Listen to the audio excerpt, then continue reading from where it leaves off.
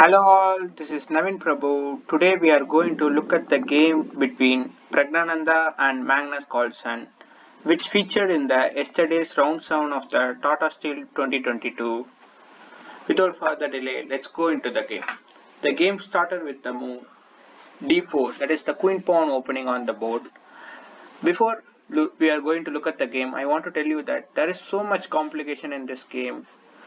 I hope you will enjoy this. I want to show all the lines in this variation. Let me start the game. That is, Praggnanandhaa starts with 4. That is the queen's pawn opening. Magnus replaces back with the d5. Here he goes for c4 and he plays e6.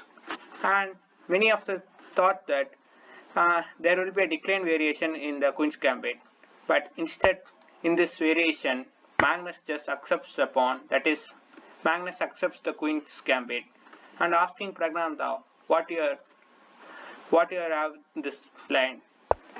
And Prag just defends his pawn on d4 by playing the move e3 and also having an eye on the c4 pawn. And actually in this line, Praggnanandhaa didn't go for the cat-long opening by playing the move g3, putting his bishop, as always Magnus does this when he was playing as white. Yet Magnus just replaced back with a6 because he can't protect the c4 pawn by playing the move b5, because we can also place the move a4 and attack the pawn here. If you want to defend the b5 pawn, you can push c6, but we will just capture here and he captures back. We even push the pawn to b3, you need to capture here, otherwise we will capture back. If we can capture the b5 pawn and give him this check. When the bishop blocks, we can just capture here. And as you see, this is a 1 pawn island and black has 2 pawn island, and this pawn is so weak, the a7 pawn is so weak, we can just put a tremendous attack on this pawn. And adding to that, our queen file is wide open, we can just develop our pieces, and we can also castle king side and shift our rooks to the queen side and starts the attack here. Or even we can consider putting our rooks in this variation to b7. It will be good for white in this variation. But in the game, Magnus didn't push the pawn to b5 and he just pushed the pawn to a6 and ready to push the pawn to b5. Here Praggnanandhaa captures the pawn on c4 and Magnus just develops his kingside pieces going for a short castle. And here Praggnanandhaa castles kingside. Now Magnus wants to disturb the center by playing the move d5. Here Praggnanandhaa just plays the move b3. Here Magnus wants to support his c pawn with the move b6 and also want to financiate his bishop on b7, so making the room for the bishop here. And here Praggnanandhaa plays the move bishop to a3, sort of pinning this pawn, because if the pawn captures here, we can just capture the bishop here. And you see there, the black can't castle king side. If the king captures here, there is no more castle for black. If the rook captures in this line, and you can't able to castle king side as the rook has once moved in this variation, and you can't castle queen side because the open c file, which we can put our rook and start an immediate attack over the black. So Praggnanandhaa played the move bishop to a3.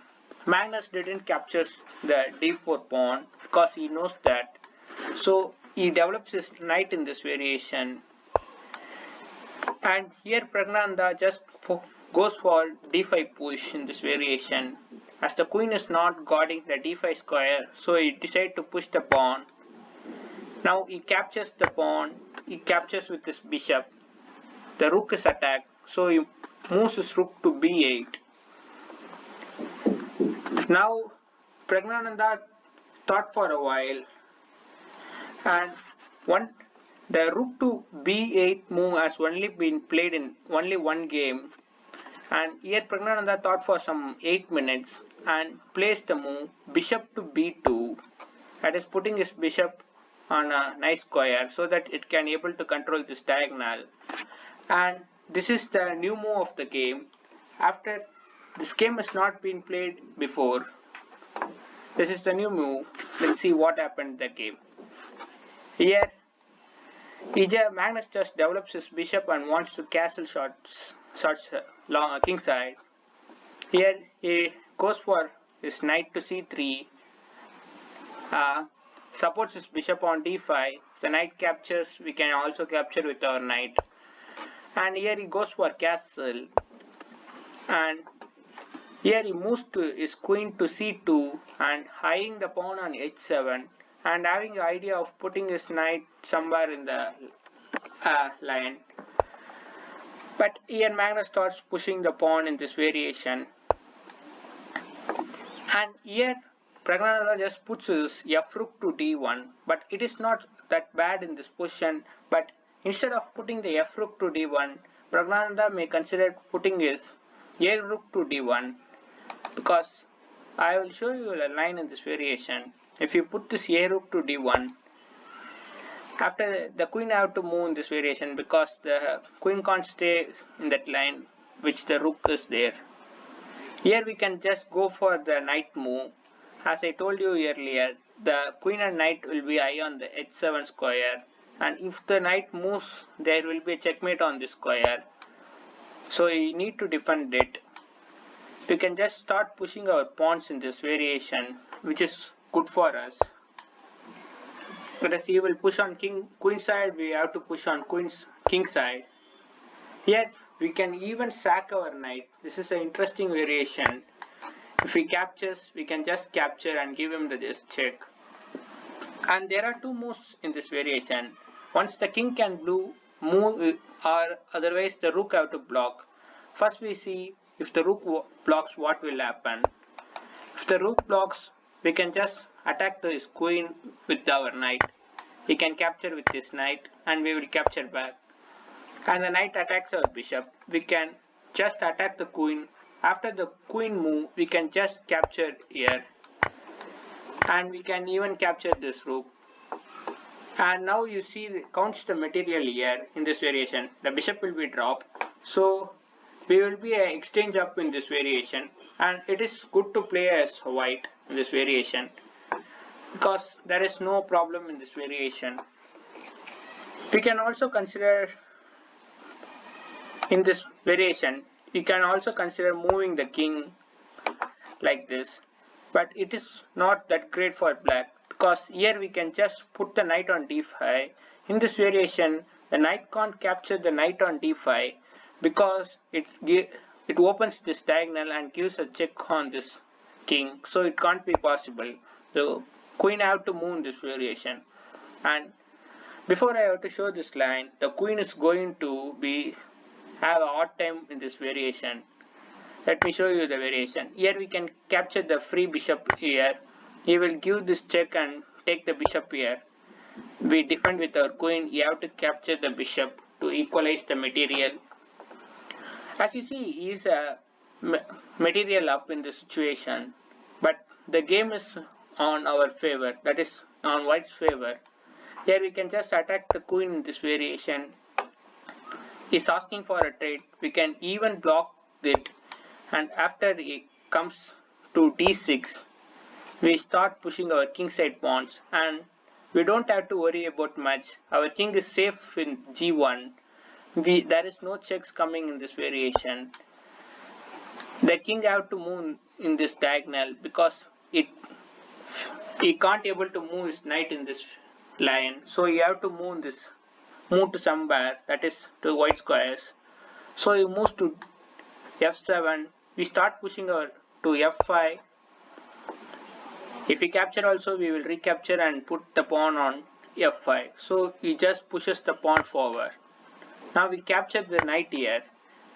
Queen captures and we place our rook to e6. And there is no point in saving the queen here because we are attacking here. You have to give up the queen in this by capturing the knight, and rook captures and king captures.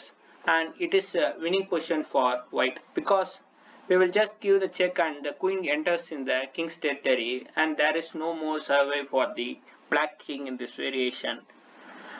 But this doesn't happen. It just goes for rook f to d1, and here Magnus just develops his queen to c7, and here just attacking the queen side by playing the move a4. Here Magnus also considered playing the move b4, but Magnus spots something and plays the move h6 in this variation. This move has been played because I have to show you one more line in this variation. Instead of playing the a4 move, there is one more move in this variation. That is, we can also play the knight to g5 move in this variation. After this move, the h6 will be pushed. We can even give up the bishop for the rook and pawn in this variation because there is no wrong in this variation. After the rook captures, we will attack the queen and the knight can capture here. We will just give him a check. If the knight captures, it will be a checkmate in 2. So it can't be good. So the queen have to move in this variation. Sorry about that. Queen to c6, and we can capture the knight here. After the knight capture, we can capture with the knight. And note the point that rook and the queen or bishop can't capture this knight. The pawn have to capture. If any of the pieces capture the knight, we can just deliver this checkmate. It's a checkmate. So the pawn have to capture here. We can just capture this knight in here and have the king can't capture in this variation because it will lead to some mating attacks in this variation. There is no mating attacks, but it will be good for white to have the queen on here and the king will be struggle a lot in this variation.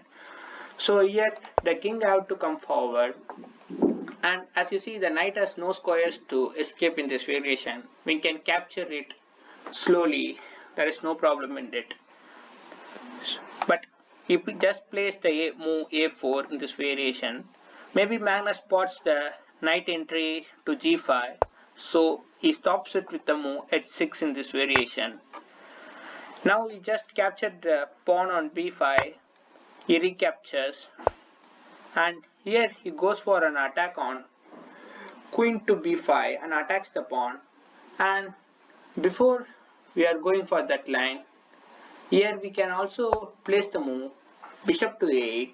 This is weird position that we are placing the bishop here because we want to trade the knight here. We are just planning to push our knight to d5. If we just place the move like this, we can have to put our knight here. Sorry about that. After we place something, we can just put our knight and trade our knight in this variation, which will be good for us because the too much pieces on the board is not good.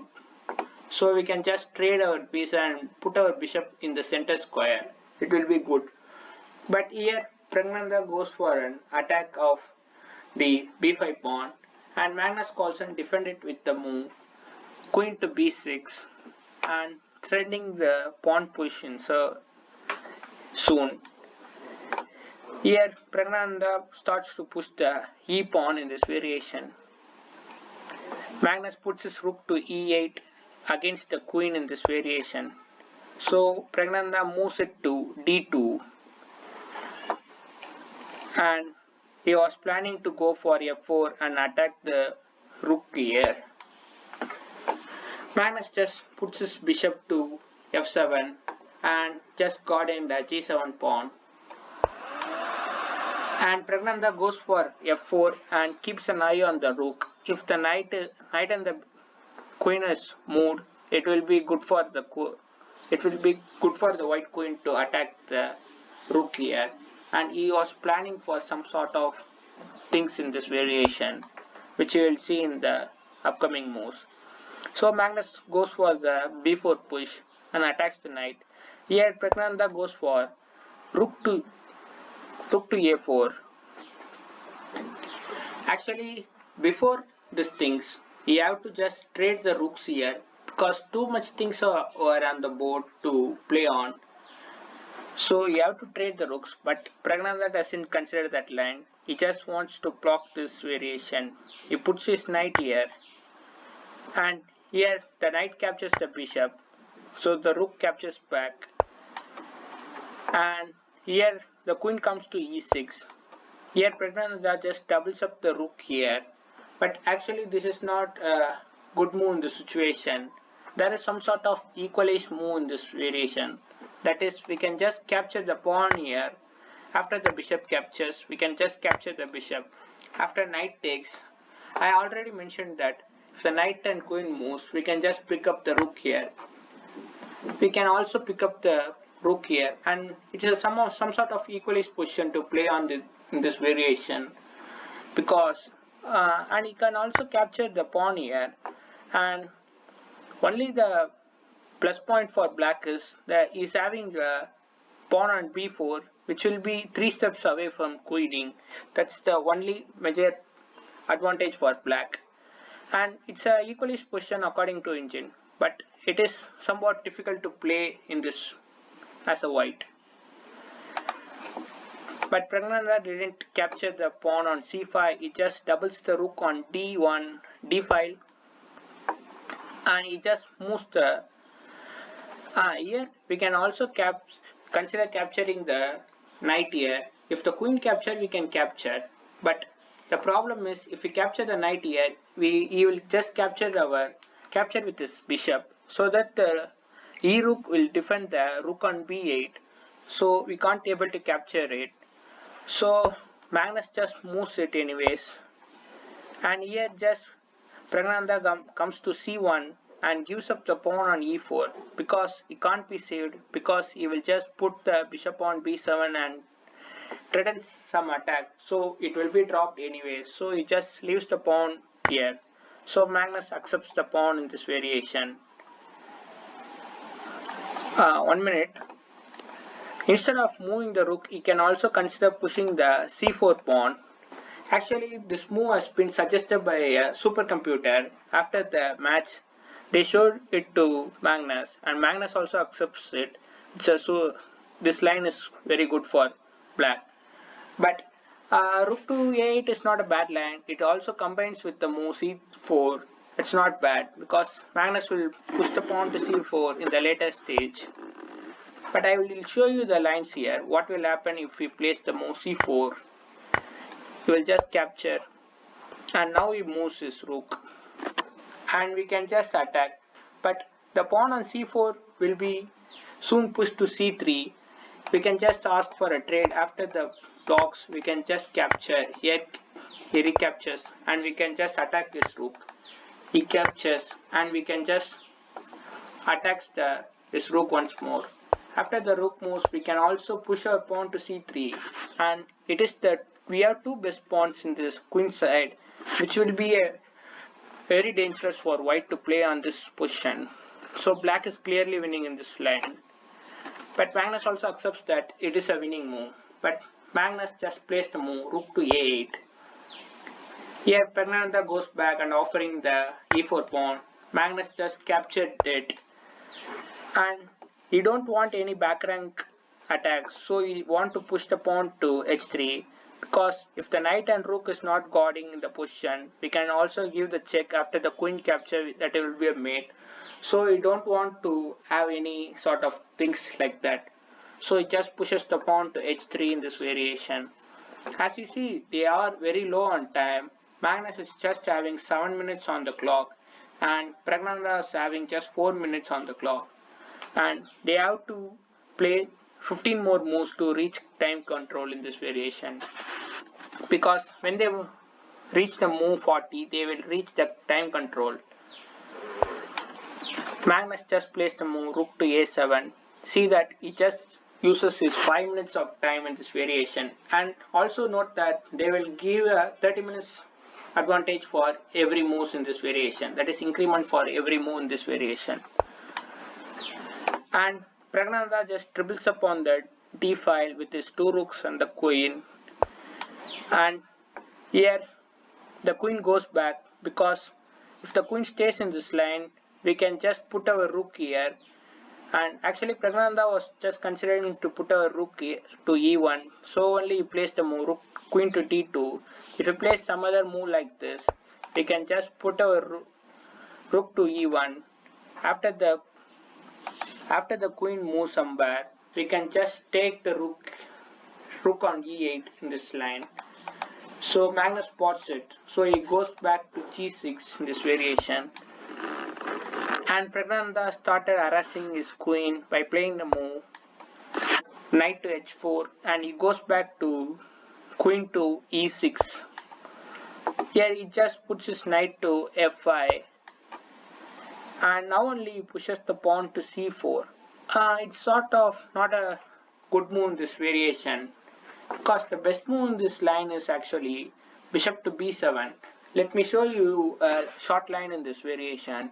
Because after you put the bishop here, the rook have to move, and it has some attacking ideas on the g2, and we can also put our queen here and create some sort of mating threads here.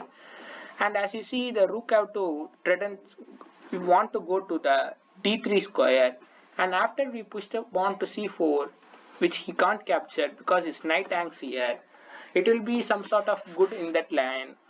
So you have to wait for his push. But let me show you a short line in this variation. After you put his bishop to b7, the best move is you have to capture the knight. This is the best saving line, some sort of not saving, some sort of managing line in this variation.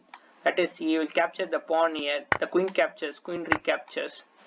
And here you have to capture the rook here and sacrifice the queen in this line. But actually Magnus didn't go for the sacrificing line because he is so low on time, so it is not good to play this variation. After this, he will just threaten something on g7. We can just capture the pawn here, and the rook attacks here, and he wants to shift his rook to g3. We can even attack the rook. After it goes to g3, we have to put our rook on a6 to stop the attack here. After it recaptures, we have to attack the queen, and the queen retreats to c1. We can capture the rook here. The bishop captures the bishop. Now we can just capture the knight. There is no point in saving the rook, but he can't capture the rook in this variation because you have to capture the pawns on C and B files, because that is too dangerous to have in this variation. So that we can't have time to capture the rook here. The rook can go back. Now we have to capture the another pawn. So this is some sort of saving lines for Praggnanandhaa, because there is a much material for black, but it saves the game for somewhat lines. Actually, in the time pressure, it is good to play this line, but Magnus didn't go for this line because of his time. So he just now plays the move c4, didn't goes for bishop to b7. Okay, but Praggnanandhaa actually blundered the queen move with he placed the move queen to d4, which actually by playing the move c4, Magnus have lost some advantage in the game. By playing the move queen to d4, Magnus has get the advantage which he have lost by playing the move c4. Here he just actually the best move for white is to just capture here, and after it captures we can just capture, and the king captures. We can just put our rook to d6 and create some sort of attack on the h6 square, which will be somewhat managing position for white in this variation. The white position is too bad in this variation. All the lines will just leads to some sort of managing position. But here Praggnanandhaa goes for d4, queen to d4, thinking of capturing the pawn on g7 after the bishop catches, some sort of mating attacks on g7 square. But Magnus won't fall for that.